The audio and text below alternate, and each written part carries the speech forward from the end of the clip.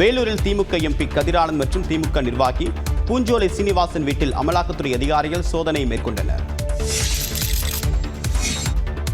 வேலூர் திமுக MP கதிரானந்தின் வீட்டில் நள்ளிரவு வரை அமலாக்கத்துறை அதிகாரிகள் 12 மணி நேரம் சோதனை நடத்தியதால் பரபரப்பு ஏற்பட்டது. கடந்த மக்களவைத் தேர்தலில் வேலூர் தொகுதியில் திமுக சார்பில் அமைச்சர் துரைமுருகனின் மகன் கதிரானந்த் போட்டியிட்டு வெற்றி பெற்றார். தேர்தலின் போது அவரது வீட்டில் சோதனை செய்த வருமான வரித்துறை அதிகாரிகள் கணக்கில் வராத 10 லட்சம் ரூபாய் பணத்தை பறிமுதல் செய்தனர். கதிரானந்த் எம்பி தொடர்புடைய இடங்களில் அமலாக்கத்துறை அதிகாரிகள் சோதனை நடத்தினர். காட்பாடியில் உள்ள கதிரானந்தின் வீட்டில் சோதனை நடத்த நேற்று காலை 9 மணிக்கு அதிகாரிகள் சென்ற நிலையில் கதிரானந்த் வெளிநாடு சென்றிருப்பதால் வீடு பூட்டப்பட்டிருந்தது. இதனால் அமலாக்கத்துறை அதிகாரிகள் வீட்டின் முன் காத்திருந்தனர். 5 மணி நேர காத்திருப்புக்கு பிறகு வீடு திறக்கப்பட்டு அதிகாரிகள் சோதனை நடத்தினர். கதிரானந்த் கேட்டுக்கொண்டதால் வேலூர் மாநகர துணை மேயர் சுனில்குமாரை வைத்துக் கொண்டு அதிகாரிகள் சோதனையில் ஈடுபட்டனர். இந்த சோதனையின் போது அங்கு திமுக தொண்டர்கள் கதிரானந்த் வீட்டின் முன்பு குவிந்தனர். பகலில் சோதனையை தொடங்கிய அதிகாரிகள் நள்ளிரவு 1:30 மணிக்கு நிறைவு செய்தனர். கதிரானந்தின் வீடு மட்டுமின்றி அவரது கிங்ஸ்டன் பொறியியல் கல்லூரியிலும் சோதனை நடைபெற்றது. வேலூர் எம்பி கதிரானந்த் வீட்டில் சோதனை நடத்த அமலாக்கத்துறையினர் சென்றபோது கடப்பாரை மற்றும் சுத்தியல் பயன்படுத்தப்பட்டதால் பரபரப்பு நிலவியது. காட்பாடியில் கதிரானந்த் வீட்டினுள் சோதனை நடந்தபோது கடப்பாரை எடுத்துச் செல்லப்பட்டது. அதைத் தொடர்ந்து கார்பெண்டர் வரவழைக்கப்பட்டு வீட்டினுள் அழைத்துச் செல்லப்பட்டார். சிறிது நேரத்தில் மரப்பொருட்கள் உடைக்கும் சத்தம் கேட்டது. வீட்டை விட்டு வெளியே வந்த கார்பெண்டர் வீட்டில் 2 கதவுகளின் பூட்டை உடைத்து திறந்ததாக தெரிவித்தார்.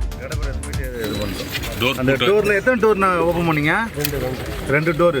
சாவிலாம் இருந்து சொன்னாங்களாண்ணா? இல்லை சாவிலாம் இல்லை. நான் ஆவணம் பணம் சிக்கிச்சானா?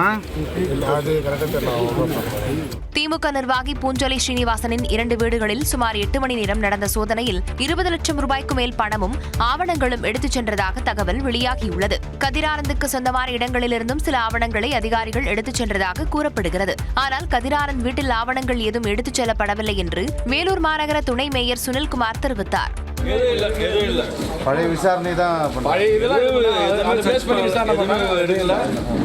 அவங்க நல்ல மாதிரி பண்ணினாங்க. அவங்க சர்ச் பண்ணிட்டு எதை எடுத்து போட்டு ஒரே நேரத்தில் திமுக எம்பி மற்றும் திமுக நிர்வாகி வீட்டில் அமலாக்கத்துறையினர் சோதனை நடத்தியது பரபரப்பை ஏற்படுத்தியுள்ளது. சோதனைக்கு வந்த அதிகாரிகள் யார் என தெரியவில்லை என்று அமைச்சர் துரைமுருகன் தெரிவித்துள்ளார். திமுக எம்பியும் தனது மகனுமான கதிரானந்தின் வீட்டில் அமலாக்கத்துறை சோதனை நடத்தும் நிலையில் தலைமைச் செயலகம் சென்ற அமைச்சர் துரைமுருகன் முதலமைச்சர் மு க ஸ்டாலினை சந்தித்து ஆலோசனை நடத்தினார்.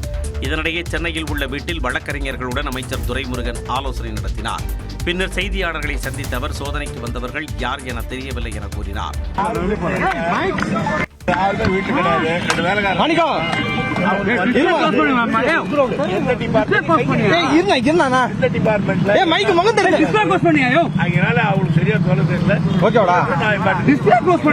அமலாக்கத்துறை சோதனையால் துரைமுருகன் இல்லத்தில் திமுக தொண்டர்கள் குவிந்தனர். தமிழ்நாடு அரசுக்கு மத்திய அரசு நிதி தராமல் நெருக்கடியை மட்டுமே தருவதாக வேளாண் துறை அமைச்சர் எம்.ஆர்.கே. பன்னீர்செல்வம் விமர்சித்துள்ளார். தஞ்சையில் செய்தியாளர்களை சந்தித்த அவர் மத்திய அரசு போதுமான நிதியை வழங்குவதில்லை என்று குற்றம் சாட்டினார்.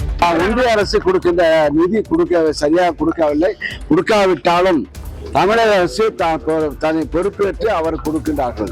அமலாக்கத்துறை சோதனைகளின் மூலம் திமுக அரசை அச்சுறுத்த முடியாது என்றும் அமைச்சர் எம்.ஆர்.கே. பன்னீர்செல்வம் தெரிவித்தார். இப்ப ரைடு பண்ணீங்கன்னா பார்த்து ரைடு நடக்குன்னு சொல்றீங்க. இதுல அரசாங்கத்துக்கு தமிழக அரசுக்கு இது போன்ற நெருக்கடிகள் ஒன்றிய அரசு இது போன்ற நெருக்கடி இந்த தமிழக அரசு கொடுக்கின்றாங்க தவிர அது மக்கள் புரிந்து கொண்டுதான் கடந்த நாடாளுமன்றத்தில் 40க்கு 40 பெற்றார்கள். தமிழ்நாட்டின் பொருளாதார வளர்ச்சி ஏறத்தாழ இந்தியாவின் பொருளாதார வளர்ச்சிக்கு நிகராக உள்ளதாகவும் அமைச்சர் எம்.ஆர்.கே. பன்னீர்செல்வம் தெரிவித்தார். பொங்கல் தொகுப்பு வழங்குவதற்கான டோக்கன் விநியோகிக்கப்பட்டது. தமிழ்நாடு முழுவதுமாக பொங்கல் தொகுப்புக்கான டோக்கன்களை வழங்கக்கூடிய பணி தொடங்கியுள்ளது. குடும்ப அட்டைதாரர்களுக்கு 1 கிலோ பச்சரிசி, சர்க்கரை, கரும்புடன் கூடிய பொங்கல் தொகுப்பு வழங்கப்பட உள்ளது. இதனை பயனாளிகள் பெற்றுக்கொள்வதற்கான தேதி, நேரம் குறிப்பிட்டு டோக்கன்கள் வழங்கப்பட்டு வருகிறது. நெல்லை மாவட்டத்தில் உள்ள 796 நியாய விலை கடைகளில் 4,94,000 பயனாளிகளுக்கு டோக்கன் வழங்கப்பட உள்ளது. நியாய விலை கடை ஊழியர்கள் வீடு வீடாக சென்று டோக்கன் விநியோகம் செய்யக்கூடிய பணியில் ஈடுபட்டுள்ளனர். திருவாரூர் மாவட்டம் மன்னார்குடி அருகே உள்ள வடுவூர் கிராமத்தில் அமைச்சர் டி.ஆர்.பி. ராஜா பொங்கல் பரிசு டோக்கன்களை விநியோகம் செய்தார். மன்னார்குடியில் பல்வேறு பகுதிகளில் நியாய விலை கடை ஊழியர்கள் டோக்கன்களை வழங்கி வருகின்றனர். காஞ்சிபுரம் மாவட்டத்தில் டோக்கன் வழங்கக்கூடிய பணி நடைபெற்று வருகிறது. அந்த மாவட்டத்தில் 4,04,953 பேர் இதனால் பயனடைவார்கள். 9ஆம் தேதி முதல் 12ஆம் தேதி வரை பொங்கல் பரிசு தொகுப்பு வழங்கப்பட உள்ளது. பொங்கல் பண்டிகையையொட்டி புதுச்சேரியில் உள்ள அனைத்து குடும்ப அட்டைதாரர்களுக்கும் தொகுப்பிற்கு பதிலாக 750 ரூபாய் வழங்கப்படும் என முதலமைச்சர் ரங்கசாமி அறிவித்துள்ளார். புதுச்சேரி பொதுப்பணித்துறையில் போட்டித் தேர்வு மூலம் தேர்வு செய்யப்பட்டவர்களுக்கு பணியாணை வழங்கும் விழாவில் கலந்து கொண்டு பணியாணைகளை முதலமைச்சர் ரங்கசாமி வழங்கினார். செய்தியாளர்களை சந்தித்த அவர் இந்த ஆண்டும் பொங்கல் பரிசாக 750 ரூபாய் குடும்ப அட்டைதாரர்களின் வங்கிக் கணக்கில் வரவு வைக்கப்படும் என கூறினார். கடந்த ஆண்டு எவ்வளோ கொடுத்தோம்? 750. அதே கொடுப்போம் சார் கூடுதலா பொங்கல் பரிசு அதான் சொல்றேன்ல. இதுகுறித்து கருத்து தெரிவித்துள்ள புதுச்சேரி காங்கிரஸ் தலைவரும் நாடாளுமன்ற உறுப்பினருமான வைத்திலிங்கம் விலைவாசியை கருத்தில் கொண்டு 2000 ரூபாயை பொங்கல் தொகுப்பாக அறிவிக்க வேண்டும் என கூறினார்.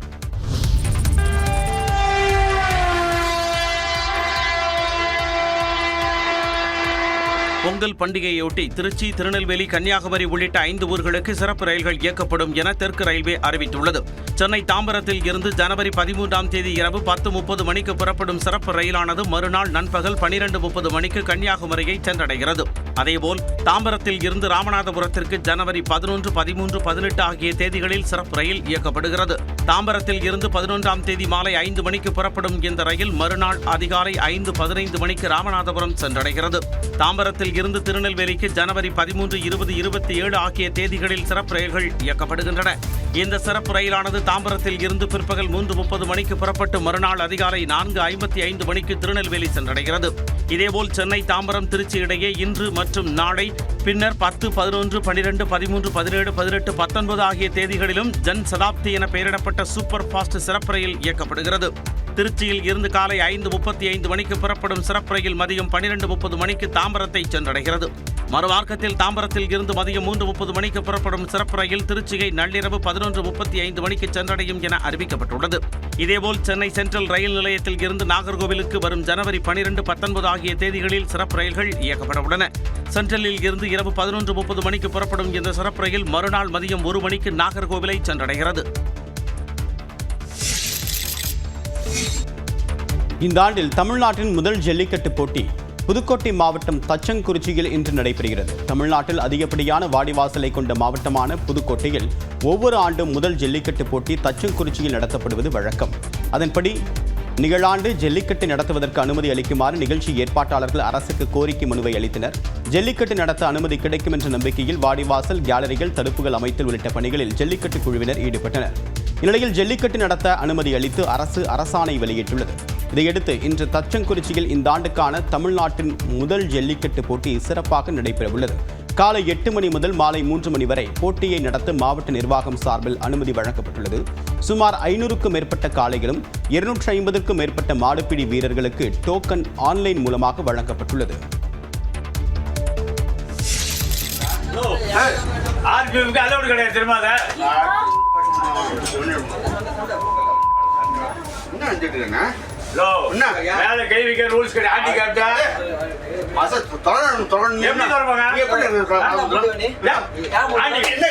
திருவாரூர் அருகே ஓடும் ரயிலில் மாற்றுத்திறனாளியை இப்படி தாக்கிய இந்த தலைமை காவலர் பழனி தற்பொழுது சஸ்பெண்ட் செய்யப்பட்டுள்ளார்.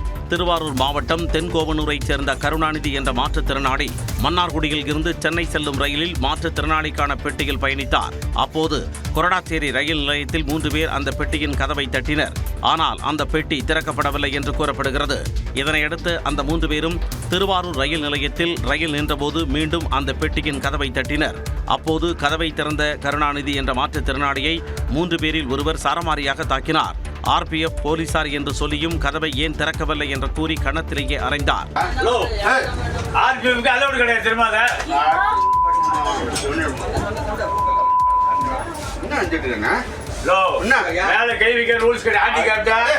இந்த வீடியோ வெளியான நிலையில் ரயில்வே காவலர்கள் விசாரணை மேற்கொண்டனர். அதில் மாற்றுத்திறனாளியை தாக்கியவர் நீடாமங்கலம் காவல் நிலைய தலைமை காவலர் பழனி என்பது தெரிய வந்தது. இதனையடுத்து வழக்கு பதிவு செய்யப்பட்ட நிலையில் பழனியை சஸ்பெண்ட் செய்து திருவாரூர் SP கருண் கரட் உத்தரவிட்டுள்ளார். கோவையில் கண்டெய்னர் லாரி கவிழ்ந்து LPG கேஸ் கசிந்ததால் பரபரப்பு ஏற்பட்டது. கோவை உப்பிலிப்பாளையம் மேம்பாலத்தில் எல்பிஜி கேஸுடன் கவிழ்ந்த கண்டெய்னர் லாரி சுமார் 11 மணி நேரத்திற்கு பிறகு பாதுகாப்பாக அகற்றப்பட்டது. கேரள மாநிலம் கொச்சியிலிருந்து கோவைக்கு 18 டன் எடை கொண்ட எல்பிஜி கேஸ் ஏற்றிக் கொண்டு டேங்கர் லாரி வந்தது. கோவை கணபதி பகுதியில் உள்ள குடோனுக்கு சென்று கொண்டிருந்த போது உப்பிலிப்பாளையம் மேம்பாலத்தில் கட்டுப்பாட்டை இழந்த லாரி தலைக்குப்புற கவிழ்ந்தது. தகவல் அறிந்து விரைந்த தீயணைப்பு வீரர்கள் முதற்கட்டமாக டேங்கரில் இருந்து வெளியான வாயுவை தண்ணீர் ஊற்றி கட்டுக்குள் கொண்டு வந்தனர்.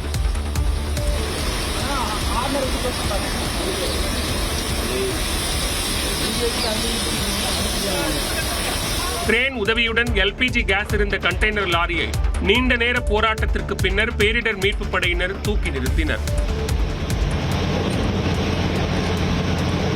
11 மணி நேர மீட்பு நடவடிக்கைகளுக்கு பிறகு அப்பகுதியில் போக்குவரத்து சீரானது.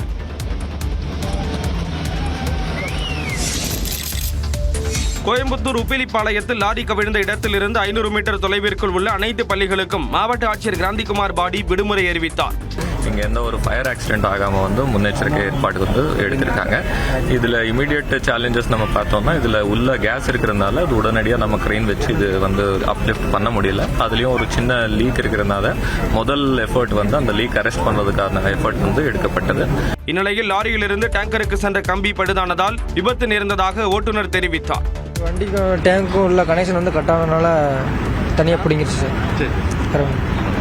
எதிர்பாராம நடந்ததுதான். இந்த விபத்தால் உப்பிலிப்பாளையத்தில் பரபரப்பு நிலவியது. மதுரையில் பேரணி செல்ல முயன்ற குஷ்பு உள்ளிட்ட பாஜகவினர் கைது செய்யப்பட்டனர். அண்ணா பல்கலைக்கழக மாணவி பாலியல் வன்கொடுமை செய்யப்பட்டதற்கு நீதி கேட்டு மதுரையில் பாஜக மகளிர் அணி சார்பில் போராட்டம் நடத்தப்பட்டது. இதில் சிலம்பு ஒன்றை கையில் ஏந்தியவாறு நடிகை குஷ்பு போராட்டம் நடத்தினார். அண்ணா பல்கலைக்கழக மாணவிக்கு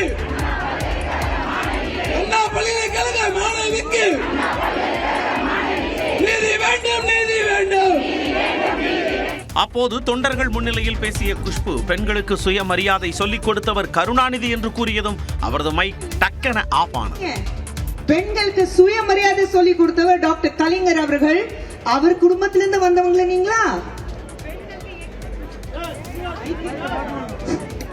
இதனையடுத்து தடையை மீறி பேரணியில் ஈடுபட்டதாக குஷ்பு, பாஜக மகளிர் அணி தலைவர் உமாரதி ராஜன் உள்ளிட்டவர்கள் கைது செய்யப்பட்டு அருகில் உள்ள மண்டபத்தில் தங்க வைக்கப்பட்டனர். அப்போது பேசிய குஷ்பு பாஜகவை கண்டு திமுக அரசு அஞ்சுவதாக விமர்சித்தார்.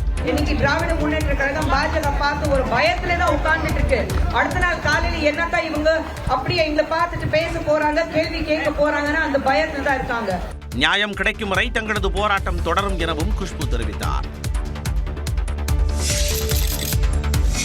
மதுரையில் தங்களை கைது செய்து சுகாதாரமற்ற முறையில் அடைத்து வைத்திருந்ததாக குஷ்பு குற்றம் சாட்டியுள்ளார்.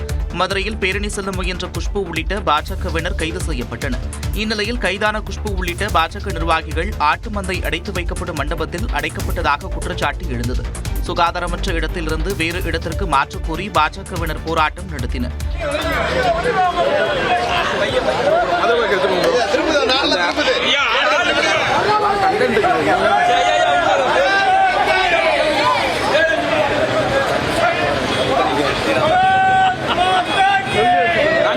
தொடர்ந்து மாலையில் குஷ்பு உள்ளிட்ட பாஜகவினர் விடுவிக்கப்பட்டனர். அப்போது செய்தியாளர்களிடம் பேசிய குஷ்பு தங்களை சுகாதாரமற்ற முறையில் அடைத்து வைத்திருந்ததாக புகார் கூறினார். நிச்சயமாக எங்க போராட்டத்தோட வெற்றி, எங்க போராட்டத்தோட வெற்றி தான் இது. Right now nothing, we need justice, that's it. ஒரே ஒரு ஆர்டர். இந்நிலையில் தனது எக்ஸ் பக்கத்தில் பதிவிட்டுள்ள குஷ்பு பெண்கள் பாதுகாப்பிற்கான தங்களது போராட்டம் தொடரும் என்றும் குறிப்பிட்டுள்ளார்.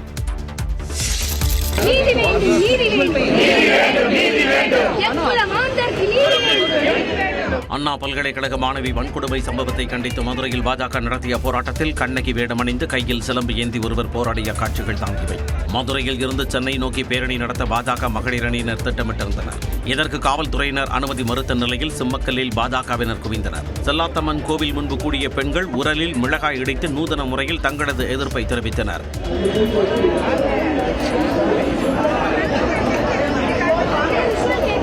இதில் வெளிநாட்டைச் சேர்ந்த பெண்மணியும் கலந்து கொண்டார்.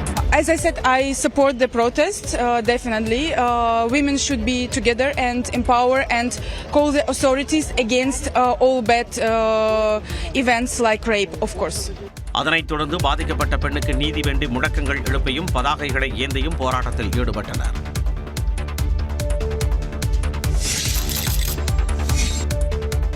பெண் பிள்ளைகளை பெற்றோர்தான் பாதுகாப்பாக வளர்க்க வேண்டும் என மதுரை ஆதீனம் தெரிவித்த கருத்து பேசுபொருளாகியுள்ளது. மதுரையில் செய்தியாளர்களிடம் பேசிய அவரிடம் பெண்கள் பாதுகாப்பு தொடர்பாக கேள்வி எழுப்பப்பட்டது. அதற்கு பதிலளித்த மதுரை ஆதீனம் பெண் பிள்ளைகளை பெற்றோர்கள் பாதுகாப்பாக பார்த்துக் கொள்ள வேண்டும் என்றார். பெற்றோர்கள் தான் பெண்களை வந்து பாதுகாப்பாக எல்லாமே அரசாங்கம் செய்ய முடியாது. ஒவ்வொரு பிள்ளைகளும் ஒரு போலீஸ் போட்டால் போலீஸுக்கு தான் அது அந்த வேலை வந்து சரியா இருக்கு. எல்லாரும் நம்ம பிள்ளைகளை நம்ம என்னைய வீட்டில் வளர்த்தாங்க, கட்டுப்பாடாக வளர்த்தாங்க. பெற்றோர்கள் பிள்ளைகளை கட்டுப்பாடாக கல்விக்கூடங்களில் ஒழுக்கம் அறநெறிகளையும் கற்றுக் கொடுக்க வேண்டும் என்று மதுரை ஆதீனம் வலியுறுத்தினார். பெற்றோர்கள் ஆசிரியர்கள் இவங்க பிள்ளைகளை நல்ல கட்டுப்பாடு பள்ளிக்கூடத்துக்கு அனுப்புறது பள்ளிக்கூடத்துக்கு அனுப்புற ஒழுக்கத்தை பள்ளிக்கூடத்துக்கு. பெண்கள் ஒவ்வொருவருக்கும் ஒரு காவலரை பாதுகாப்பிற்கு போட இயலுமா என்றும் மதுரை ஆதீனம் கேள்வி எழுப்பினார். பரசுராமங்க எருமாடானே சாப்பிடுங்க.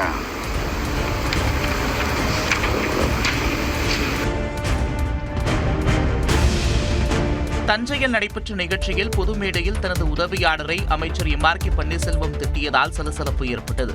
வேளாண் உணவு பதப்படுத்துதல் வளர்ச்சி மாநாடு மற்றும் கண்காட்சியின் தொடக்க விழாவில் அமைச்சர் எம்.ஆர்.கே. பன்னீர்செல்வம் கலந்து கொண்டார். அப்போது மேடையில் பேசிக் கொண்டிருந்த போது தனது உதவியாளரை அழைத்து கையில் இருந்த பேப்பரை தூக்கி எறிந்தவாறு வசைபாடினார். பரசுராமங்க எருமாடானே சாப்பிடுங்க. பரசுராமங்க எருமாடானே சாப்பிடுங்க.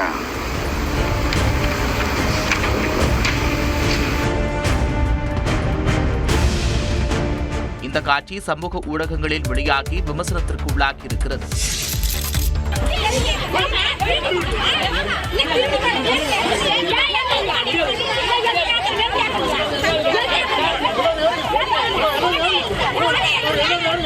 தருமபுரியில் 2 மணி நேரமாக சாலை மறியலில் ஈடுபட்ட பெண்களை காவல்துறையினர் வலுக்கட்டாயமாக கைது செய்ததால் பரபரப்பு ஏற்பட்டது.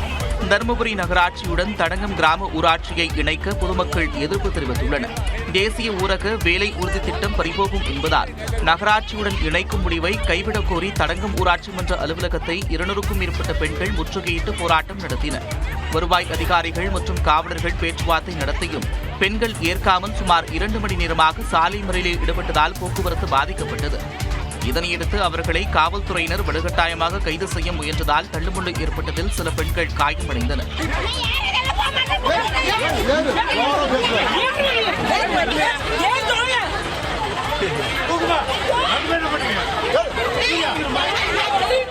இதனையடுத்து பெண்களை வாகனத்தில் ஏற்றி காவலர்கள் அழைத்து சென்றனர்.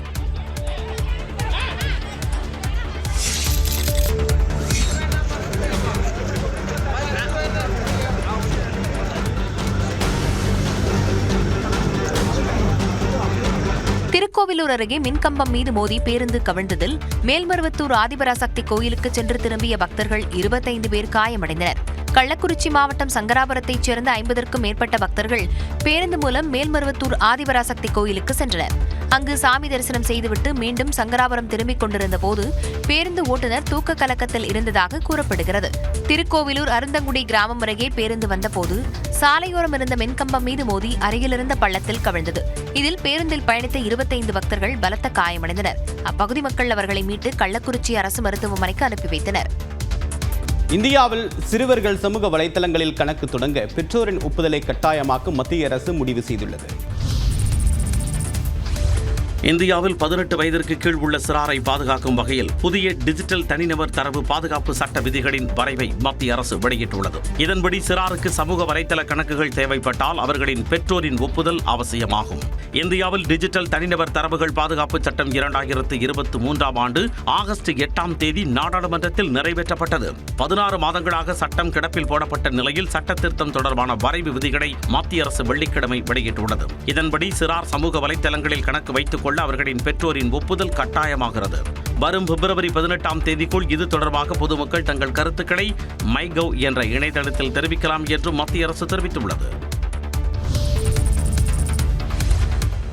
இந்தியாவில் சமூக வலைதளங்கள் மற்றும் மின்வணிக நிறுவனங்களுக்கான புதிய கட்டுப்பாடுகள் மத்திய அரசு வெளியிட்டுள்ள வரைவு விதிகளில் இடம் பிடித்துள்ளன. டிஜிட்டல் தனிநபர் தரவு பாதுகாப்பு சட்ட விதிகளின் வரைவை மத்திய அரசு நேற்று வெளியிட்டது. இதில் ஃபேஸ்புக், ஸ்னாப்சாட் உள்ளிட்ட நிறுவனங்கள் டேட்டா ஃபிடியூஷியர் என்று வகைப்படுத்தப்பட்டுள்ளது. குழந்தைகள் தொடர்பான தரவுகளை நிறுவனங்கள் சேகரிக்கும் போது பெற்றோரின் ஒப்புதல் பெற கட்டாயமாக்கப்பட்டுள்ளது. தனிநபரின் விவரங்களை நிறுவனங்கள் தவறாக பயன்படுத்தினால் 250 கோடி ரூபாய் வரை அபராதம் விதிக்கவும் புதிய வரைவில் விதிகள் வகுக்கப்பட்டுள்ளன. சட்டத்தை மீறும் நிறுவனங்களின் அங்கீகாரம் மற்றும் உரிமத்தை ரத்து செய்யும் வகையிலும் விதிகள் மாற்றப்பட்டுள்ளன. தரவுகள் கசிந்தால் 72 மணி நேரத்துக்குள் தரவு பாதுகாப்பு அமைப்பான DPDI அமைப்பிடம் தெரிவிக்க வேண்டும் என்றும், நீண்ட காலம் பயன்படுத்தாத சமூக வலைதளங்களில் 48 மணி நேரம் முன் தகவல் தெரிவித்துவிட்டு தரவுகளை நீக்க வேண்டும் என்றும் மத்திய அரசு வரைவு விதிகளில் குறிப்பிடப்பட்டுள்ளது.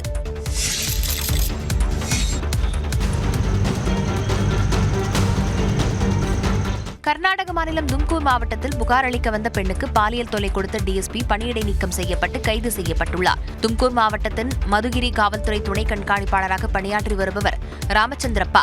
நில அபகரிப்பு தொடர்பாக அவருடைய அலுவலகத்திற்கு இளம்பெண் ஒருவர் புகார் அளிக்க வந்துள்ளார். அவரிடம் அத்துமீறிய DSP ராமச்சந்திரப்பா அவருக்கு பாலியல் தொல்லை கொடுத்துள்ளார்.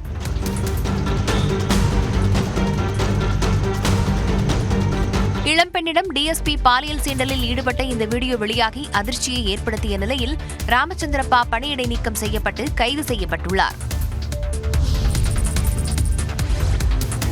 மதுரை மத்திய சிறைவாசிகள் தயாரித்த பொருட்களை போலி ரசீது மூலம் விற்பனை செய்து மோசடி செய்த வழக்கு தொடர்பாக சென்னை, சேலம், கடலூர் மற்றும் மதுரை மத்திய சிறைச்சாலைகளில் லஞ்ச ஒழிப்புத்துறையினர் சோதனை மேற்கொண்டனர். கடந்த 2016-2021 ஆண்டில் மதுரை மத்திய சிறைவாசிகள் தயாரித்த பொருட்களை போலி ரசீது மூலம் விற்பனை செய்ததாக புகார் எழுந்தது. மதுரை மத்திய சிறையில் பணியாற்றிய 9 அதிகாரிகள் அதிரடியாக இடமாற்றம் செய்யப்பட்டனர். மேலும் இவ்வழக்கு தொடர்பாக லஞ்ச ஒழிப்புத்துறை அதிகாரிகள் நடத்திய விசாரணையில் சுமார் 1,63,64,000 ரூபாய் மோசடி நடைபெற்றது தெரியவந்தது. அதன் அடிப்படையில் மதுரை மத்திய சிறையின் சிறைத்துறை கண்காணிப்பாளராக பணியாற்றிய ஊர்மிளா, ஜெயிலராக பணியாற்றிய வசந்த கண்ணன் உள்ளிட்ட 11 பேர் மீது 7 பிரிவுகளின் கீழ் லஞ்ச ஒழிப்புத்துறையினர் வழக்கு பதிவு செய்திருந்தனர். இவ்விவகாரம் தொடர்பாக சென்னை, சேலம், கடலூர், மதுரை மத்திய சிறைச்சாலைகளிலும் அதிகாரிகளின் வீடுகளிலும் லஞ்ச ஒழிப்புத்துறை காவலர்கள் சோதனையை மேற்கொண்டனர். தேனி மாவட்டம் கூடலூர் அருகே லோயர் கேம்பில் உள்ள பாளையங்கோட்டை மத்திய சிறை கூடுதல் கண்காணிப்பாளர் வசந்த கண்ணனின் வீட்டில் 5 மணி நேரத்துக்கும் மேலாக சோதனை நடத்தப்பட்டது.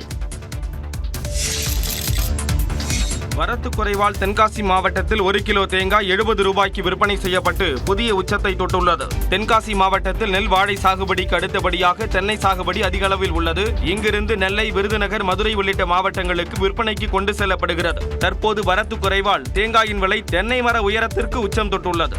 சில நாட்களுக்கு முன் 1 கிலோ தேங்காய் 30 ரூபாய்க்கு விற்பனையான நிலையில் தற்போது 70 ரூபாய் வரை விற்பனை செய்யப்படுகிறது. ஒரு காயோட விலை நமக்கு 20 ரூபாய்க்கு 25 ரூபா வருது. அதனால் பொதுமக்கள் ரொம்ப கஷ்டத்தில் இருக்காங்க. கொஞ்சம் வியாபாரம் பாதிப்பில் இருக்குது. இதனால் சாமானிய மக்கள் மட்டுமின்றி உணவகம் நடத்துவோரும் பாதிக்கப்படுவதாக கூறியுள்ளனர். புரோட்டா கடை வச்சுருக்கேன். இப்போ உள்ள விலைவாசிகளை பார்த்து என்னால் இதை பண்ண முடிய மாட்டேங்கி, வியாபாரம் சரியாக பண்ண முடியலை. விலை ஒரு நாளைக்கு ஒரு நாள் ஏறிக்கிட்டே இருக்குது. தேங்காய் ரேட்டையாக எப்படி இருக்குன்னு எனக்கு ஒன்றும் புரிய மாட்டேங்கி. வரும் நாட்களில் தேங்காய் விலை குறையுமா என பொதுமக்களும் உணவக உரிமையாளர்களும் எதிர்பார்த்து காத்திருக்கின்றனர். சென்னையில் வரும் 9ஆம் தேதி முதல் 3 நாட்களுக்கு உலக தமிழ் தொழில் முனைவோர் மாநாடு நடைபெறவுள்ளதாக RISC கூட்டமைப்பின் ஒருங்கிணைப்பாளர் ஜெகத் கஸ்பர் தெரிவித்துள்ளார். சென்னையில் செய்தியாளர்களுக்கு பேட்டி அளித்த அவர் இந்த மாநாட்டில் 40க்கும் மேற்பட்ட நாடுகளில் இருந்து 1000க்கும் மேற்பட்ட தமிழ் தொழிலதிபர்கள், வணிகர்கள் பங்கேற்க உள்ளதாக கூறினார். அனைத்து கண்டங்களிலிருந்தும் 40 உலக நாடுகளிலிருந்தும் தமிழர்கள் தொழிலதிபர்களாக ஒன்று திரள்வது என்பது தமிழர்களினுடைய வரலாற்றிலேயே ஒரு முதன்மையான நிகழ்வாக இருக்கும். தமிழர்கள் உலகெங்கிலுமிருந்து வந்து ஒன்று கூடி கலை, பண்பாடு அறிய, பயில ஒரு இடம் வேண்டும் என்பதற்காக குற்றாலத்திற்கு அருகில் தமிழூர் என்கின்ற ஒரு திட்டத்தை இந்த அமைப்பு முன்வைக்கிறது. அதுவும் இந்த மாநாட்டில் அறிமுகம் செய்யப்படும். உலக தமிழ் தொழில் முனைவோர் மாநாட்டிற்கு தமிழ்நாடு அரசின் சார்பில் அமைச்சர்கள் KN நேரு, அன்பரசன், பழனிவேல் தியாகராஜன், TRB ராஜா உள்ளிட்டோர் பங்கேற்க உள்ளதாக தெரிவித்தார். மேலும் இந்த மாநாடு மூலம் தமிழ் தொழிலதிபர்களிடையே 1000 கோடி ரூபாய்க்கு மேல் வணிக பரிமாற்றம் நடக்கும் என எதிர்பார்ப்பதாகவும் கூறினார். மதுரை மாவட்டம் மேலூரில் டங்ஸ்டன் சுரங்கத்தை அமைக்க ஒருபோதும் அனுமதிக்க மாட்டோம் என மதிமுக பொதுச் செயலாளர் வைகோ கூறியுள்ளார். மேலூரை அடுத்த அரட்டாப்பட்டி, நரசிங்கம்பட்டி, வல்லாளப்பட்டி உள்ளிட்ட கிராமங்களில் டங்ஸ்டன் சுரங்கம் அமைக்க எதிர்ப்பு தெரிவித்து மதுரையில் மதிமுக பொதுச் செயலாளர் வைகோ தலைமையில் ஆர்ப்பாட்டம் நடைபெற்றது. இதில் கலந்து கொண்டு பேசிய வைகோ, தமிழ்நாடு மக்களுக்கு எதிரான பல்வேறு மத்திய அரசின் திட்டங்களை தான் திரும்பப் பெற வைத்துள்ளதாக கூறினார். டெல்லியில் இருந்து கொண்டு இந்த உத்தரவை போட்டார். உடனே நம்முடைய முதலமைச்சர் சொன்னார், நான் உயிரோடு இருக்கிற வரையில் இந்த திட்டத்தை அங்கே வேலூர் பகுதியிலே வரவிட மாட்டேன் என்று சொன்னார். அன்றைக்கு நானும் கோட்டையே இருக்கிறேன். இந்த அளவுக்கு இதை பாதுகாக்க அவசியம். 3000 ஆண்டுகள் வரலாறு கொண்டது இந்த மேலூர் பூமி. டங்ஸ்டன் சுரங்கத்திற்கு எதிராக மக்களை திரட்டி தொடர் மறியல் போராட்டத்தை நடத்த இருப்பதாகவும் வைகோ கூறினார். உதகை அருகே கூலி தொழிலாளியை தாக்கிக் கொன்றது எந்த விலங்கு என்று கண்டுபிடிக்க முடியாததால் மக்கள் அச்சத்தில் ஆழ்ந்துள்ளனர். நீலகிரி மாவட்டம் உதகை அருகே மர்ம விலங்கு தாக்கி கூலி தொழிலாளி உயிரிழந்த சம்பவம் அப்பகுதி மக்களிடையே அச்சத்தை ஏற்படுத்தியுள்ளது. உதகை அருகே உள்ள பிக்கட்டி சத்தியமூர்த்தி நகரைச் சேர்ந்த சதீஷ் என்ற கூலி தொழிலாளி இயற்கை உபாதையை கிடைக்கச் சென்றபோது அவரை மர்ம விலங்கு ஒன்று தாக்கியதாக கூறப்படுகிறது. இதில் சம்பவ இடத்திலேயே சதீஷ் உயிரிழந்தார். இதையடுத்து சம்பவ இடத்திற்கு விரைந்த வனத்துறையினர் சதீஷின் உடலை மீட்டு விசாரணை நடத்தி வருகின்றனர். இந்நிலையில் சதீஷை தாக்கிய வனவிலங்கை அடையாளம் கண்டு கூண்டு வைத்து பிடிக்க வேண்டும் என அப்பகுதி மக்கள் கோரிக்கை விடுத்துள்ளனர். பிடிச்சது சிறுத்தையோ கரடியோ என்ன ஏதுன்னு தெரியலிங்க.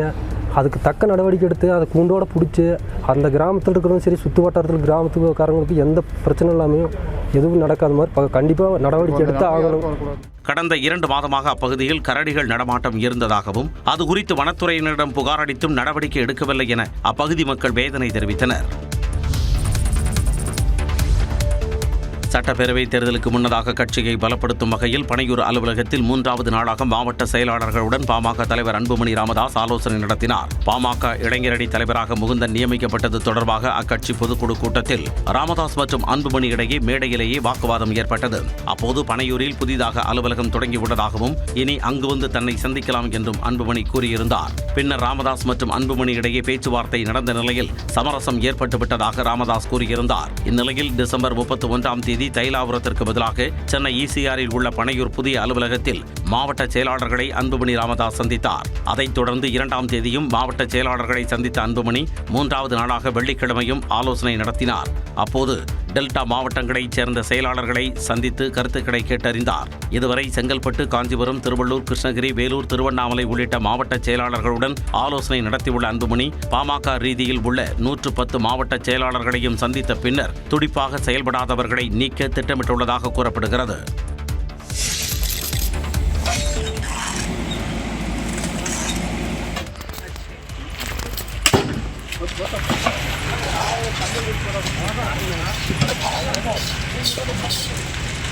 சேலம் மாவட்டம் ஏற்காடு அருகே பழுதான சாலையை பொதுமக்களை சீரமைத்து வரும் காட்சிகளை இவை. கொளகூர் என்ற பகுதியில் உள்ள சாலை வழியாக தருமபுரி, கிருஷ்ணகிரி, கர்நாடகா மற்றும் ஆந்திராவுக்கு மக்கள் பயணித்து வருகின்றனர். ஆனால் இச்சாலை மிகவும் மோசமடைந்ததால் சுற்றுலா பயணிகளும் கிராம மக்களும் மிகுந்த சிரமத்திற்கு ஆளாக்கினர். சாலையை சரி செய்து தருமாறு அதிகாரிகளிடம் மனு அளித்தும் உரிய நடவடிக்கை எதுவும் இல்லை என்று கூறப்படுகிறது. இதனால் சுற்றுவட்டார கிராம மக்கள் தாங்களாகவே சாலையை சீரமைக்க முடிவு செய்து பணியை தொடங்கியுள்ளனர். முதற்கட்டமாக மிகவும் குண்டும் கிடியுமாக உள்ள இடங்களில் மண் மற்றும் ஜல்லியை நிரப்பி வருகின்றனர். சாலை தொடர்பாக அரசு இனியும் நடவடிக்கை எடுக்கவில்லை என்றால் தேர்தலை புறக்கணிக்க முடிவு செய்துள்ளதாக பொதுமக்கள் தெரிவித்தனர். திருவண்ணாமலை மாவட்டம் ஆரணியில் மலிவு விலையில் மளிகைப் பொருட்கள் விற்பனை தொடங்கப்பட்டுள்ளது.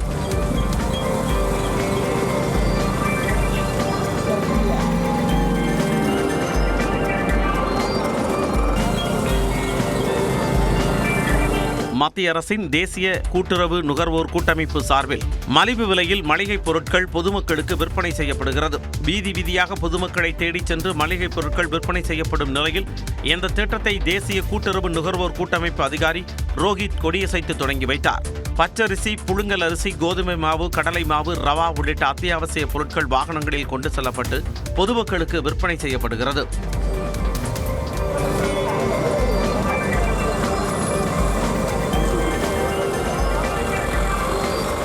இடைத்தரகர்கள் இன்றி பொதுமக்களுக்கு நேரடியாக வழங்குவதன் மூலம் குறைந்த விலையில் அத்தியாவசிய பொருட்களை விற்பனை செய்வதாகவும் தொடர்ந்து பல்வேறு நகரங்களுக்கு இத்திட்டம் விரிவுபடுத்தப்படும் என்றும் தெரிவிக்கப்பட்டுள்ளது. 2025ஆம் ஆண்டின் முதல் வெள்ளிக்கிழமையை ஒட்டி காஞ்சிபுரம் காமாட்சியம்மன் கோவிலில் தங்கத்தேர் உற்சவம் விமர்சையாக நடைபெற்றது. சக்தி தலங்களில் முதன்மையானதாக விளங்கும் காஞ்சிபுரம் காமாட்சியம்மன் கோவில் மிகவும் பிரசித்தி பெற்றதாகும். இக்கோவிலுக்கு சென்னை, செங்கல்பட்டு மாவட்டங்கள் மட்டுமல்லாது தமிழ்நாட்டின் பல்வேறு மாவட்டங்களில் இருந்து பக்தர்கள் வருகை தருவது வழக்கம். இந்நிலையில் இந்த ஆண்டின் முதல் வெள்ளிக்கிழமையொட்டி சிறப்பு அபிஷேக ஆராதனைகள் செய்யப்பட்டு லட்சுமி, சரஸ்வதியுடன் காமாட்சியம்மன் சிறப்பு அலங்காரத்தில் தங்கத்தேரில் எழுந்தருளினார்.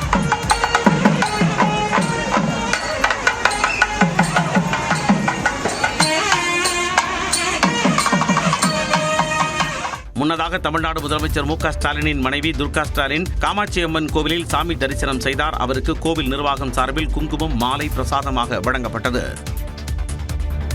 சீனாவில் பரவக்கூடிய வைரஸால் இந்தியாவில் ஆபத்து இல்லை என்று மத்திய அரசு விளக்கம் அளித்துள்ளது. சீனாவில் பரவி வரும் புதிய வகை வைரஸ் உலக நாடுகளை கலக்கத்தில் ஆழ்த்தியுள்ளது. 2019ஆம் ஆண்டு பரவிய கொரோனா வைரஸ் பெருந்தொற்றின் தாக்கம் உலக மக்களிடையே சற்று குறைந்திருந்தாலும் இன்னும் முழுமையாக நீங்கவில்லை. இந்நிலையில் சீனாவில் புதிதாக ஒரு வைரஸ் வேகமாக பரவி வருவதாக வெளியாகியிருக்கும் தகவல் மக்களிடையே கலக்கத்தை ஏற்படுத்தியுள்ளது. ஹியூமன் மெட்டப்னியூமோ வைரஸ் என்று பெயரிடப்பட்டுள்ளது. சுருக்கமாக HMPV என்று அழைக்கப்படுகிறது. சீனாவில் வேகமாக பரவி வரும் இந்த வைரஸால் பாதிக்கப்பட்டு ஏராளமான மக்கள் மருத்துவமனைகளுக்கு படையெடுத்து வருவதாகவும் தகவல் வெளியாகியுள்ளது. கிட்டத்தட்ட கொரோனாவை போலவே இருமல், காய்ச்சல், சளி உள்ளிட்ட அறிகுறிகளை இந்த HMPV கொண்டுள்ளது. இருமல், தும்மல், தொடுதல் உள்ளிட்டவை மூலம் எளிதில் பரவக்கூடியதாக இது உள்ளதாகவும் கூறப்படுகிறது. குழந்தைகள் மற்றும் முதியவர்களை எளிதில் தாக்கும் தன்மையை இது கொண்டிருப்பதாகவும் கூறப்படுகிறது. இந்தியாவில் HMPV வைரஸ் தொற்றால் இதுவரை யாருக்கும் பாதிப்பு இல்லை என்று மத்திய அரசு விளக்கம் அளித்துள்ளது. சீனாவில் பரவி வரும் HMPV வைரஸால் அண்டை நாடான இந்தியாவைச் சேர்ந்த மக்களும் கலக்கத்தில் உள்ளனர். இதுகுறித்து விளக்கம் அளித்துள்ள மத்திய சுகாதாரத்துறை தற்போது வரை அச்சப்படும் அளவிற்கு எந்த பாதிப்பும் இல்லை என்று கூறியுள்ளது. இந்த வைரஸால் இந்தியாவில் எந்த பாதிப்பும் இதுவரை உறுதி செய்யப்படவில்லை என்றாலும் மக்கள் முன்னெச்சரிக்கையாக இருக்க வேண்டும் என்றும் வைரஸ் பரவலை தடுக்க முன்னெச்சரிக்கை நடவடிக்கைகள் எடுக்கப்பட்டுள்ளதாகவும் சுகாதாரத்துறை தெரிவித்துள்ளது. சளி, இருமல் பாதிப்பு இருந்தால் பிறரிடமிருந்து விலகியிருப்பது அவசியம் என்றும் பாதிப்பு ஏற்பட்டால் மருத்துவர் பரிந்துரைக்கும் மருந்துகளை எடுத்துக்கொள்ள வேண்டும் என்றும் மத்திய சுகாதாரத்துறை அறிவுறுத்தியுள்ளது. சென்னை கண்ணகி நகரில் மாணவர்களுக்கு உதவும் வகையில் கல்வி தூதுவர்கள் நியமிக்கப்பட்டுள்ளது வரவேற்பை பெற்று வருகிறது. முதல் தலைமுறை என்ற பெயரிலான அறக்கட்டளையை அண்மையில் ஓய்வு பெற்ற தலைமைச் செயலாளர் இறையன்பு கடந்த 2014ஆம் ஆண்டு முதல் நடத்தி வருகிறார். இந்த அறக்கட்டளையின் வாயிலாக சிறுவர்கள் மற்றும் பெண்கள் மேம்பாட்டிற்காக பல்வேறு முன்னெடுப்புகள் செய்யப்பட்டுள்ளன. இந்த அறக்கட்டளையில் பசுமை தூதுவர்களாக இருந்தவர்கள் தற்பொழுது கல்வி தூதுவர்களாக மாற வேண்டும் என்றும் இறையன்பு அறிவுறுத்தினார். இப்போ இந்த பசுமை தூதுவரில் சேர்ந்த பிறகு இயற்கையை எப்படி பாதுகாக்கணுன்றதை நாங்கள் கற்றுக்கிட்டு இப்போ நான் என்னோட பிள்ளைங்களுக்கும் என்னுடைய சொந்தக்காரங்க எல்லாருக்குமே நான் இதை சொல்லி கொடுத்துட்ருக்கேன். பசுமை தூதுவர்களாக இருக்கிறவர்கள் கல்வி ஊக்க தூதுவர்களாகவும் இருக்க வேண்டும் என்கின்ற ஒரு புதிய பொறுப்பை உங்களுக்கு வழங்குவதற்காகத்தான் இந்த கூட்டம் ஏற்பாடு செய்யப்பட்டது. கண்ணகி நகரில் படிக்கும் 10 மற்றும் 12ஆம் வகுப்பு மாணவர்களை வாரந்தோறும் சந்தித்து அவர்களின் கோரிக்கைகளை கேட்பதே கல்வி தூதுவர்களின் பணியாகும். கல்வி தூதுவர்களுக்கு உதவ பல்வேறு தரப்பினரும் முன்வந்துள்ளனர். டெல்லியில் நிலவக்கூடிய கடுமையான பனிமூட்டம் மக்களை வாட்டி வதைக்கிறது. டெல்லியில் பனிமூட்டத்தால் வாகன ஓட்டிகள் அவதிக்குள்ளான நிலையில் விமான சேவையும் கடுமையாக பாதிக்கப்பட்டது.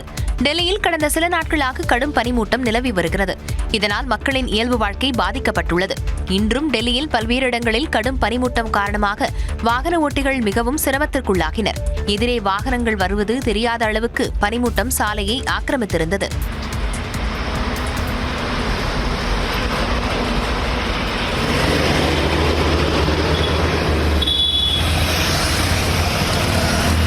பனிமூட்டத்தால் டெல்லியில் விமான சேவையும் கடுமையாக பாதிக்கப்பட்டுள்ளது. இது தொடர்பாக தனது எக்ஸ் பக்கத்தில் அறிவிப்பை வெளியிட்டுள்ள டெல்லி விமான நிலையம் கடும் பனிமூட்டம் காரணமாக விமானங்கள் தாமதமாக இயக்கப்படுவதாகவும் பயணிகள் அந்தந்த விமான நிறுவனங்களை தொடர்பு கொண்டு விமானங்கள் புறப்படும் நேரம் மற்றும் வருகை தரும் நேரத்தை தெரிந்து கொள்ளலாம் எனவும் கூறியுள்ளது. கடும் பனிமூட்டம் காரணமாக டெல்லியில் விமான சேவையை இண்டிகோ நிறுவனம் தற்காலிகமாக நிறுத்தி வைத்துள்ளது. உறைய வைக்கும் பனியால் சாலையோரம் வசிப்பவர்கள் கடும் குளிரால் அவதியடைந்ததை அடுத்து சமுதாய நல கூடங்களில் தங்க வைக்கப்பட்டுள்ளனர். டெல்லி மட்டுமல்லாது உத்தரப்பிரதேசம், ஹரியானா ஆகிய மாநிலங்களிலும் கடும் பனிமூட்டம் நிலவுகிறது. தமிழக வெற்றிக் கழகம் தொடங்கி ஓராண்டு நிறைவு பெற இருக்கும் நிலையில் மாவட்ட செயலாளர்கள் நியமனம் உள்ளிட்ட முக்கிய முடிவுகளை எடுக்க அக்கட்சியின் தலைவர் விஜய் திட்டமிட்டிருப்பதாக தகவல் வெளியாகியிருக்கிறது. கடந்த 2024ஆம் ஆண்டு பிப்ரவரி மாதம் 2ஆம் தேதி தமிழக வெற்றிக் கழகம் குறித்த அதிகாரப்பூர்வ அறிவிப்பை நடிகர் விஜய் வெளியிட்டார். இந்நிலையில் தமிழக வெற்றிக் கழகம் தொடங்கி ஓராண்டு நிறைவு பெற இருக்கும் நிலையில் அனைத்து மாவட்டங்களுக்கும் பொறுப்பாளர்களை நியமிக்க விஜய் திட்டமிட்டிருப்பதாக தகவல் கூறப்படுகிறது. கட்சியின் நிறுவன நாளுக்கு முன்பாக மாவட்ட செயலாளர்கள் நியமனம் குறித்த அறிவிப்பு வெளியாகும் என்றும் எதிர்பார்க்கப்படுகிறது. இதனிடையே மக்கள் நலப்பணிகளையும் தீவிரப்படுத்த நடிகர் விஜய் திட்டமிட்டிருப்பதாக சொல்லப்படுகிறது. புஷ்பா 2 சிறப்பு காட்சியின் போது கூட்ட நெரிசலில் சிக்கி ரசிகை உயிரிழந்த வழக்கில் தெலுங்கு நடிகர் அல்லு அர்ஜுனுக்கு பிணை வழங்கி ஹைதராபாத் நீதிமன்றம் உத்தரவிட்டுள்ளது. அல்லு அர்ஜுன் நடித்த புஷ்பா 2 படம் கடந்த மாதம் 5ஆம் தேதி நாடு முழுவதும் வெளியானது. அதற்கு முந்தைய நாளில் ஹைதராபாத்தில் உள்ள சந்தியா திரையரங்கில் சிறப்பு காட்சியை காண சென்ற ரேவதி என்ற பெண் கூட்ட நெரிசலில் சிக்கி உயிரிழந்தார். அவருடைய மகன் சிகிச்சை பெற்று வருகிறார். இது தொடர்பாக அல்லு அர்ஜுன் கடந்த மாதம் 13ஆம் தேதி கைது செய்யப்பட்டு இடைக்கால ஜாமீனில் வெளியே வந்தார். இதனிடையே பிக்கெட்பள்ளி காவல் நிலையத்தில் விசாரணைக்கு ஆஜரானார். இந்த நிலையில் நடிகர் அல்லு அர்ஜுன் தொடர்பான வழக்கு ஹைதராபாத் நீதிமன்றத்தில் மீண்டும் விசாரணைக்கு வந்தது. அப்போது அல்லு அர்ஜுனுக்கு பிணை வழங்கி நீதிபதிகள் உத்தரவிட்டனர். மேலும் 1 லட்சம் பிணை தொகை செலுத்த ஆணை பிறப்பிக்கப்பட்டது. கல்லூரி மாணவிகள் விடுதி குளியல் அறையில் ரகசிய கேமரா வைக்கப்பட்டதாக எழுந்த புகார் தெலுங்கானாவில் புயலை கிளப்பியுள்ளது. தெலுங்கானாவில் கல்லூரி மாணவிகள் விடுதி குளியலறையில் ரகசிய கேமரா பொருத்தப்பட்டதாக எழுந்த புகாரில் வார்டன் மற்றும் ஊழியர்களிடம் தீவிர விசாரணை நடைபெற்றது. தெலுங்கானா மாநிலம் மேச்சல் அருகே தனியார் பொறியியல் கல்லூரி ஒன்று இயங்கி வருகிறது. அந்த கல்லூரி மாணவியர் விடுதியில் தங்கி 1000க்கும் மேற்பட்ட மாணவிகள் கல்வி கற்று வருகின்றனர். இந்நிலையில் மாணவியர் விடுதியில் உள்ள குளியலறை ஒன்றில் ரகசிய கேமராவை பொருத்தி வீடியோ எடுக்கப்பட்டதாக புகார் எழுந்தது. ரகசிய கேமராவை கண்டதாக மாணவிகள் குற்றம் சாட்டிய நிலையில் அங்கு பெரும் போராட்டமும் வெடித்துள்ளது. மாணவிகளுக்கு ஆதரவாக பல்வேறு அமைப்பினர்களும் போராட்டத்தில் இறங்கியுள்ளனர். ஹாஸ்டல் சமையலறையில் பணியாற்றும் ஊழியர்களிடம் சந்தேகத்தின் அடிப்படையில் செல்போன்களை பறிமுதல் செய்து ஆய்வு செய்து வருகின்றனர். ரகசிய கேமரா பொருத்தப்பட்டதாக கூறப்படும் பகுதிகளில் பதிவான கைரேகைகளும் ஆய்வு செய்யப்பட்டு வருகின்றன. ரகசிய கேமரா விவகாரம் தொடர்பாக தெலங்கானா மாநில மகளிர் ஆணையம் தாமாக முன்வந்து விசாரணைக்கு உத்தரவிட்டுள்ளது. இந்நிலையில் தெலுங்கானா மாநில மகளிர் ஆணைய தலைவி பத்மஜா கல்லூரி விடுதிக்கு சென்று மாணவிகள், விடுதி ஊழியர்கள், வார்டன் ஆகியோரிடமும் விசாரணை மேற்கொண்டார்.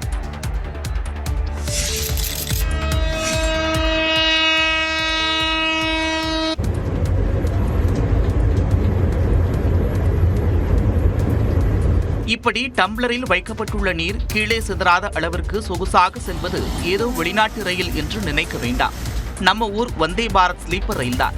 வந்தே பாரத் ஸ்லீப்பர் ரயில் சேவையை உலகத்தரத்திற்கு வழங்கும் முயற்சியில் மத்திய அரசு கவனம் செலுத்தி வருகிறது. மணிக்கு 180 கிலோமீட்டர் வேகம் வரை சென்றாலும் அதிர்வின்றி செல்லும் வகையில் இந்த ரயில்கள் கட்டமைக்கப்பட்டுள்ளன. இது தொடர்பாக பல கட்ட சோதனை ஓட்டங்களும் தொடர்ந்து நடந்து வருகின்றன.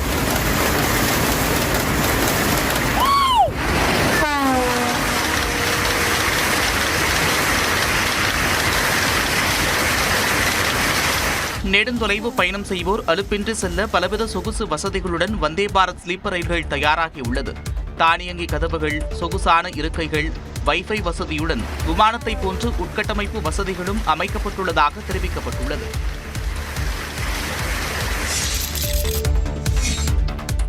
திண்டுக்கல்லில் நகைக்கடை உரிமையாளர்கள் வீடுகளில் அமலாக்கத்துறையினர் மற்றும் வருமான வரித்துறையினர் இணைந்து சோதனை நடத்திய சம்பவம் பரபரப்பை ஏற்படுத்தியுள்ளது. திண்டுக்கல்லைச் சேர்ந்த தினேஷ் மற்றும் தீரஜ் ஆகிய சகோதரர்கள் ஒரிஜினல் வாசவி ஜுவல்லர்ஸ் என்ற பெயரில் பிரபல நகைக்கடையை நடத்தி வருகின்றனர். இந்நிலையில் இவர்கள் திண்டுக்கல் அருகே உள்ள சிறுமலையில் 53 ஏக்கர் நிலத்தை வாங்கியதாக கூறப்படுகிறது. இதற்கான பத்திரப்பதிவின் போது அதிக அளவில் பணம் ரொக்கமாக கைமாற்றப்பட்டதாகவும் கூறப்படுகிறது. இந்த தகவலை அறிந்த மதுரை மண்டலத்தைச் சேர்ந்த அமலாக்கத்துறையினர் இடத்தை விற்பனை செய்த திண்டுக்கல்லைச் சேர்ந்த போட்டோ ஸ்டுடியோ உரிமையாளர் வீட்டில் சோதனை நடத்தி பணத்தை கைப்பற்றியதாக கூறப்படுகிறது. இதையடுத்து இடத்தை வாங்கிய நகைக்கடை உரிமையாளர்களான தினேஷ் மற்றும் தீரஜ் ஆகியோரிடமும் அமலாக்கத்துறை அதிகாரிகள் விசாரணை மேற்கொண்டனர். இதனிடையே இச்சம்பவத்தை அறிந்த வருமான வரித்துறையினரும் விசாரணையில் இறங்கினர். அதன் ஒரு பகுதியாக திண்டுக்கல் RS சாலை, பெரிய கடை வீதி மற்றும் ஒட்டஞ்சத்திரத்தில் உள்ள நகைக்கடைகளில் வருமான வரித்துறையினர் சோதனை மேற்கொண்டனர். பொங்கல் தொகுப்பில் மஞ்சள் கொத்துக்களையும் வழங்க வேண்டும் என தமிழ்நாடு அரசுக்கு விவசாயிகள் கோரிக்கை விடுத்துள்ளனர். தமிழர் திருநாளான தைப்பொங்கல் பண்டிகையில் மஞ்சள், கரும்பு, கிழங்கு வகைகள் உள்ளிட்டவற்றை படைத்து வழிபடுவது வழக்கம். மஞ்சள் கொத்துக்களை வாங்கி பொங்கல் பானைகளில் கட்டி பொங்கலிடுவர். தை திருநாளில் முக்கிய இடத்தை பெறும் மஞ்சள் கொத்துக்கள் நெல்லை மாவட்டத்தில் அதிக அளவில் விளைவிக்கப்படுகின்றன. பொங்கல் பண்டிகை விற்பனைக்காக வியாபாரிகள் இதனை கொள்முதல் செய்து வருகின்றனர். இந்நிலையில் பொங்கல் தொகுப்பில் மஞ்சள் கொத்துக்களையும் வழங்கினால் உதவிகரமாக இருக்கும் என விவசாயிகள் தெரிவிக்கின்றனர். வியாபாரிகள் நேரடியாக எங்கிட்ட கொள்முதல் பண்ணுறதுனால எனக்கு கொஞ்சம் லாபம் கொஞ்சம் குறையுது. அதை கவர்மெண்ட்டே கொஞ்சம் எடுத்து நல்ல விவசாய லாபம் வர்ற மாதிரி விவசாயிகள் கண்டி கொஞ்சம் முயற்சி எடுத்து செஞ்சால் கொஞ்சம் பயன்படுற முறையில் இருக்கும். அதை கவர்மெண்ட் தான் எங்களுக்காண்டி கொஞ்சம் எடுத்து செஞ்சு தரணும். நடப்பாண்டில் பரவலாக மழை பெய்ததால் மஞ்சள் விளைச்சல் இப்பகுதிகளில் கடந்த ஆண்டை விட கூடுதலாக கிடைத்துள்ளதாக கூறப்படுகிறது. இந்தியா இந்தியாவிலேயே வறுமை ஒழிப்பில் முதலிடம் வகிப்பதாக தமிழ்நாடு அரசு பெருமிதம் தெரிவித்துள்ளது. டெல்லியில் உள்ள தேசிய கிடங்கு மேம்பாட்டு ஒழுங்குமுறை ஆணையத்தின் கீழ் அதிக எண்ணிக்கையிலான சேமிப்பு கிடங்குகளை பதிவு செய்வதற்காக தமிழ்நாடு அரசை மத்திய அரசு பாராட்டி முதல் பரிசு வழங்கியுள்ளது. இதனை சுட்டிக்காட்டி தமிழ்நாடு அரசு வெளியிட்டுள்ள அறிக்கையில் 40 மாதங்களில் கூட்டுறவு, உணவு மற்றும் நுகர்வோர் பாதுகாப்பு துறையில் பல்வேறு புதிய திட்டங்கள் செயல்படுத்தப்பட்டுள்ளதாக குறிப்பிடப்பட்டுள்ளது. அதன்படி ஏழை எளிய மக்களின் வசதிக்காக தமிழ்நாடு முழுவதும் 1666 நியாய விலைக் கடைகள் திறக்கப்பட்டுள்ளதாகவும் 40 மாதங்களில் 100 கோடி ரூபாய் மதிப்பில் 230 நெல் கொள்முதல் நிலையங்கள் கட்ட அனுமதிக்கப்பட்டுள்ளதாகவும் தெரிவிக்கப்பட்டுள்ளது. தென் மாவட்டங்களில் புயலால் பாதித்த போது 6,36,971 குடும்பங்களுக்கு தலா 6,000 ரூபாய் மற்றும் 5 கிலோ அரிசி வழங்கப்பட்டதாகவும் தெரிவித்துள்ள தமிழ்நாடு அரசு 359 கோடி ரூபாய் மதிப்பில் 230 நெல் கொள்முதல் நிலையங்கள் அமைக்கப்பட்டு வருவதாக கூறியுள்ளது. முதலமைச்சர் மு.க.ஸ்டாலின் உணவுத்துறையில் தன்னிறைவு அடைவதற்கு பல புதிய திட்டங்களை தந்து மக்களின் வாழ்வாதாரத்தை உயர்த்தி சாதனைகளை செய்து வருவதாகவும் தமிழ்நாடு அரசின் செய்திக்குறிப்பில் தெரிவிக்கப்பட்டுள்ளது.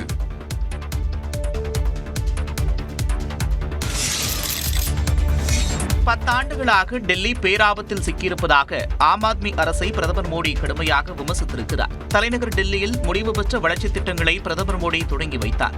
இதில் கிழக்கு டெல்லியில் நஜப்கர் பகுதியில் கட்டப்பட்டுள்ள வீர் சாவர்கர் கல்லூரியை பிரதமர் மோடி தொடங்கி வைத்தார்.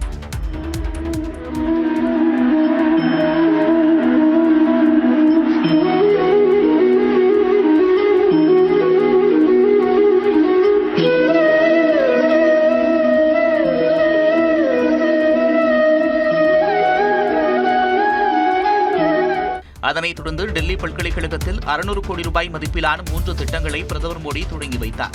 மேலும் குடிசை மறுவாழ்வு திட்டத்தின் கீழ் அசோக் விஹார் பகுதியில் புதிதாக கட்டப்பட்டுள்ள 1675 வீடுகளை திறந்து வைத்த பிரதமர் மோடி பயனாளிகளுக்கு வீட்டுச் சாவியை வழங்கினார்.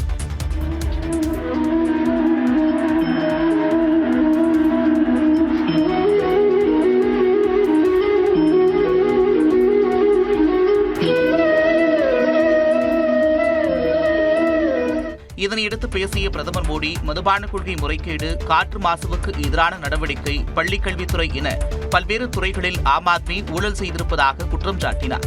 முன்னதாக துவாரகாவில் 300 கோடி ரூபாயில் கட்டப்பட்டுள்ள சிபிஎஸ்இயின் ஒருங்கிணைந்த அலுவலக வளாகம், நவ்ரோஜி நகரில் புதிய உலக வர்த்தக மையம் உள்ளிட்ட திட்டங்களையும் பிரதமர் மோடி தொடங்கி வைத்தார்.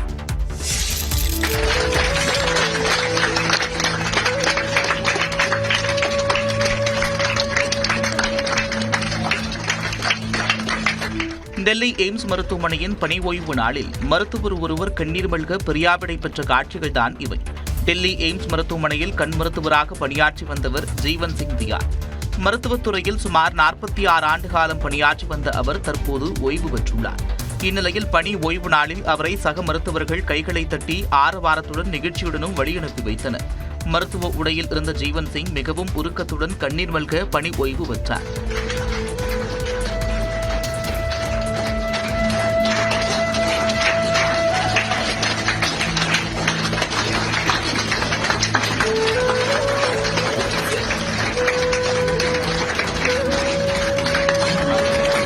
பலரது கண்களுக்கு ஒளியேற்றிய மருத்துவர் கண்கலங்கி விடைபெற்ற வீடியோ நெகிழ்ச்சியை ஏற்படுத்தியுள்ளது.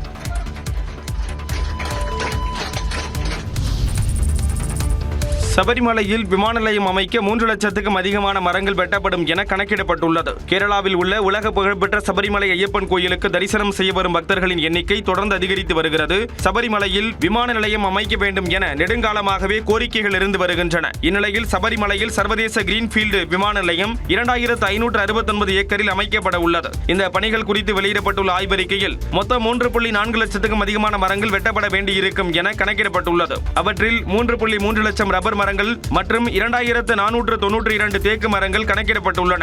அதேபோல 2247 காட்டு பலா மரங்கள், 184 மாமரங்கள் உள்ளிட்டவையும் அகற்றப்பட வேண்டியிருக்கும் என தெரிவிக்கப்பட்டுள்ளது. விமான நிலைய கட்டுமான பணிகள் மூலமாக 347 குடும்பங்கள் இடம்பெயர வேண்டிய சூழல் ஏற்படும் என்றும் கணக்கிடப்பட்டுள்ளது.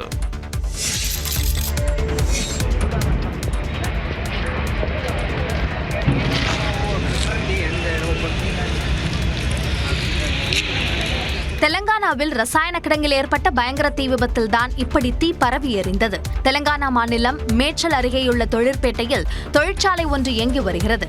இதன் ரசாயன கிடங்கில் திடீரென தீ விபத்து ஏற்பட்டது. மளமளவென எரிந்து ரசாயன கிடங்கிலிருந்து வெளியான கரும்புகையால் அந்த பகுதி முழுவதுமாக புகை மண்டலமாக மாறியது.